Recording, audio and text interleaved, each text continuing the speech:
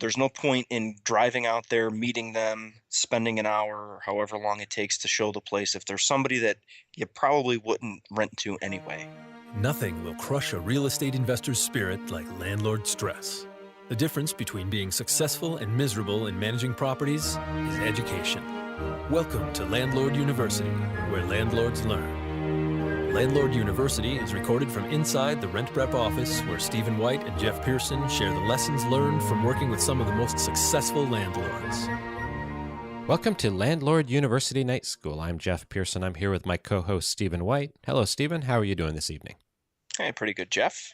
So today's topic comes from not only a lot of conversations that I have with landlords, but also another podcast that I listen to, which is the Bigger Pockets podcast, and they had a guest on there named Marcia Maynard, and she was great. She's a property manager. She's been doing it for years and years.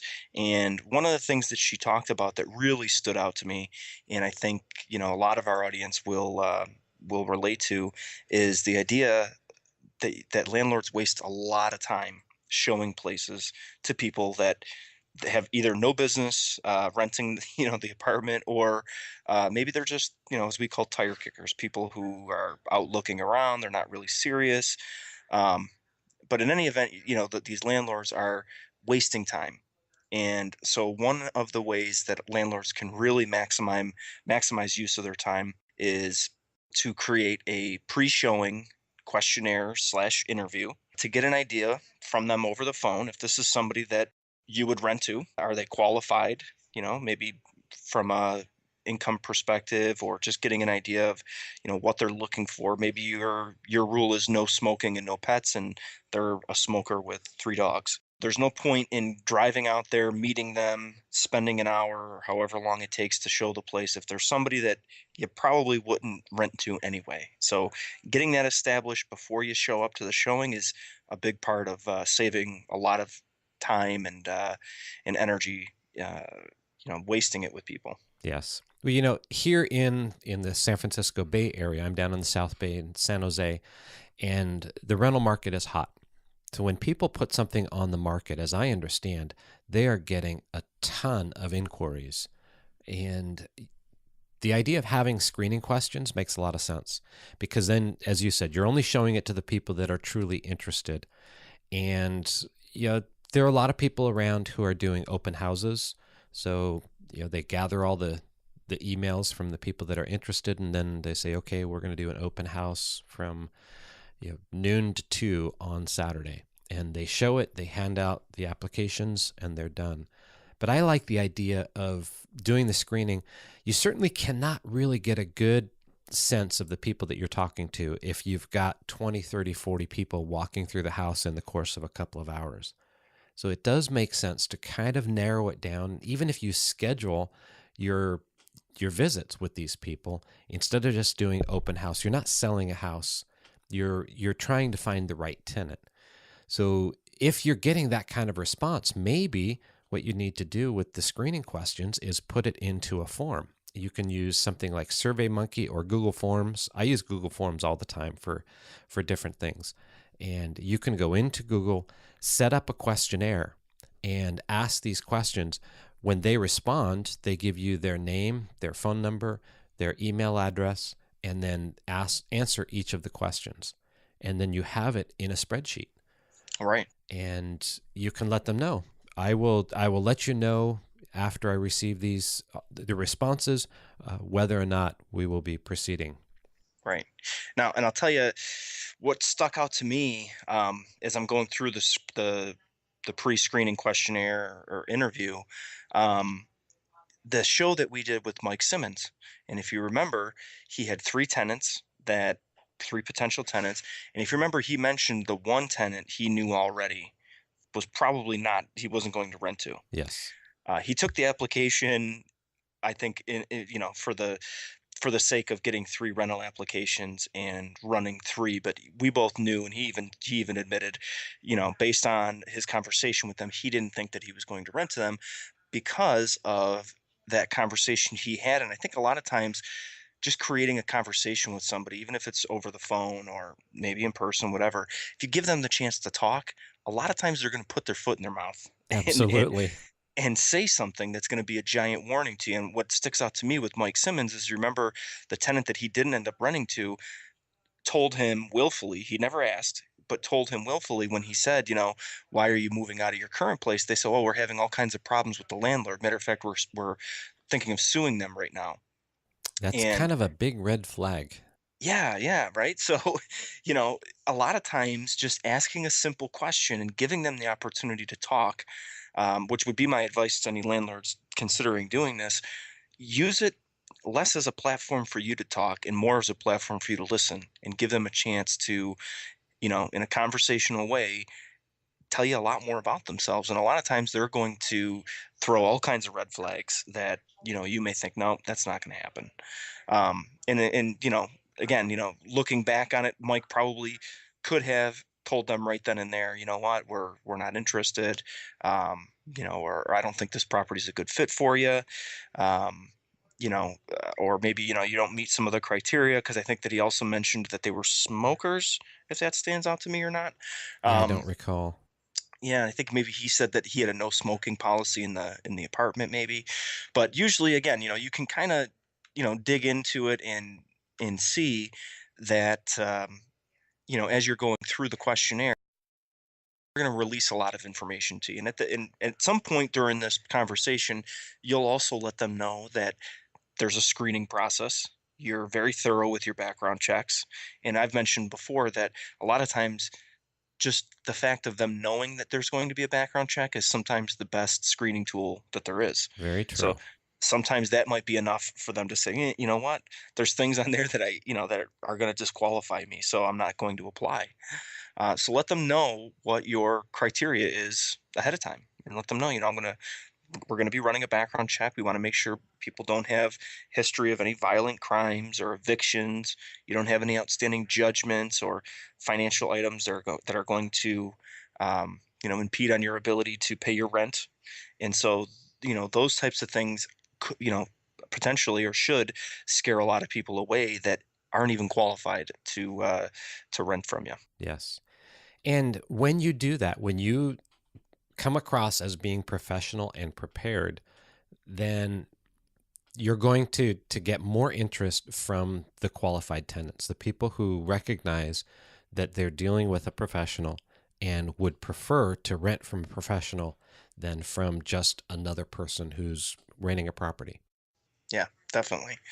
And, I think a lot of people would look at a questionnaire like the one that I've got in front of me here, and we'll make sure we include a link on the in the show notes so that you can take a look at the same questionnaire that we've got here. But it goes through and asks a lot of standard questions. Where are you currently living? Where have you lived? Um, have you rented a place before? And I think what you mentioned about being professional, a lot of these questions, you know, maybe not cross the line, but kind of teeter on the area that some people may not be comfortable answering a total stranger. But if you come across this professional, if this is a very organized way that you're doing it, and you're clearly doing it in a standard way, so in other words, the person feels that you're asking them the same questions that you're going to ask somebody else who calls about the place, I think they're a lot more likely to feel comfortable answering them too. Yes. Well, I think the screening questions that she puts on this form are basic enough that people won't have a problem responding to them. And those are the ones that you're going to do right away. Whether you do it through a phone call or if you use some kind of a form that you do electronically, that's going to determine whether or not it makes sense to you to move this person to the next level of meeting with them. And I think when you meet with them, rather than trying to do all of these questions right there, if you choose to give them an application after meeting and talking to them and getting a sense, that gut feel of whether or not you want to proceed, then you can give them the application and the interview questions. And they can fill both of those out and return them to you. Because there are quite a few questions in here, Hmm. 20 plus. Yeah. And some of these are actually going towards some of the background stuff. And some of it is good documentation of saying, hey, by the way, we're running a background or a credit check on every applicant. Is your credit history good? You could theoretically sit and ask them all of these questions. They're Hmm. interested in looking at the property and seeing whether or not this is the type of place they want to live in. They don't Right. want to stand there and answer 20 or 30 questions. Yeah, I agree. So to me, I would put this together on some kind of a form format for them to fill out and give back to you. You certainly could, and I'm sure her intention is for you to ask these questions of the people. It's a different approach, and I don't think one way is right or wrong. It's just a different approach. I don't know that if I had 10 people coming through each day, I do the screening, I come up with 10 people that I want to invite to walk through the property. I might schedule them for 15 or 20-minute intervals, maybe half hour each. It's going to be 5 hours for 10 people. That's fine. And again, the bigger thing there is making sure they understand that I'm professional in my approach to what I'm doing, and to make sure that they get a chance to properly view the property. Then they can answer all of these questions and send them back in. And again, if they don't answer all the questions and submit it with their application, then obviously it's not somebody that I'm interested in. It's kind of like the people who do advertisements for jobs and they're tired of getting responses from people. The first thing it says is I want detail oriented people, or people who pay attention to details. And at the bottom of their job description of their post, it says, by the way, I want you to reply, and I want the first two words in all caps and the next two words in lower caps in your subject line. Just some strange little thing that you tell them that you want them to do that shows that they pay attention to details. Well, this is kind of the same thing. If they're not going to answer all of the questions, then they get dropped off the list. Yeah, exactly. And there's a couple of questions on here that I found pretty interesting because, to be honest with you, they're not things that I would have immediately thought to put on here, but they're really good questions. So I I just wanted to agree. share. I just wanted to share a couple with them. Um, how many cars or other vehicles do you have That or was the plan on first one keeping? I saw as well. Right, and I thought, "Wow, this is great," because how many times you've been in a situation where the person's got a jet ski or 2 of them or whatever, and they're taking up parking spots, or you just, they're trying to park an RV in the yard or something like that, so getting that out right away, I think is great. And then the other one that I thought was interesting is, do you have a piano or any other musical instruments? And Jeff, you're in a you're a director of a band corps, and so I'm sure this is something that you might have heard of before. You ever hear about anybody or in the drum corps having problems with neighbors complaining that their drums are too loud? Oh, noise is always an issue for the stuff we do. I'm not the Yeah. director anymore. I am the operations manager for a drum corps, but certainly noise is always an issue. And one of the things that she's talking about here is the heavy load. Yeah. Fortunately, most people in this day and age use electronic keyboards. Yeah. Yeah. Certainly, full-size pianos or upright pianos are still around, and a lot of people do. But I think most people who are renting don't carry those big pianos around unless they inherited it from their parents and they Right. haven't gotten around to getting rid of it yet. All right. Now, what about drums or a trumpet or a trombone or something like that?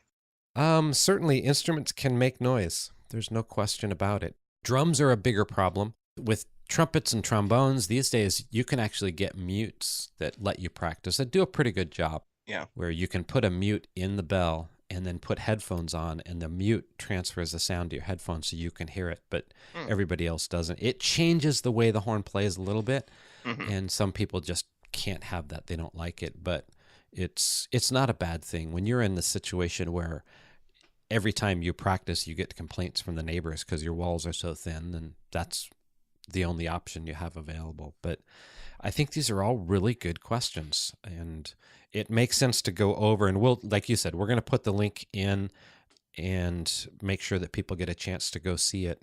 Yeah, definitely, definitely.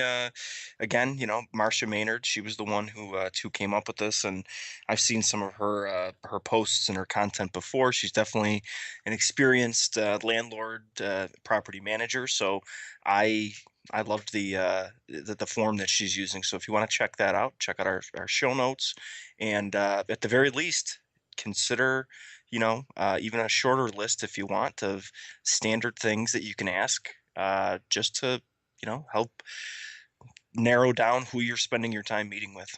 Exactly. Well, great. I think that wraps up another episode of Night School. I look forward to talking with you tomorrow evening. Great. Thanks, Jeff. Thanks for listening to Landlord University. And remember to visit rentprep.com/landlordu to see show notes and access free resources like forms and guides. And be sure to check out Jeff Pearson hosting his own hit podcast at thementorimpact.com.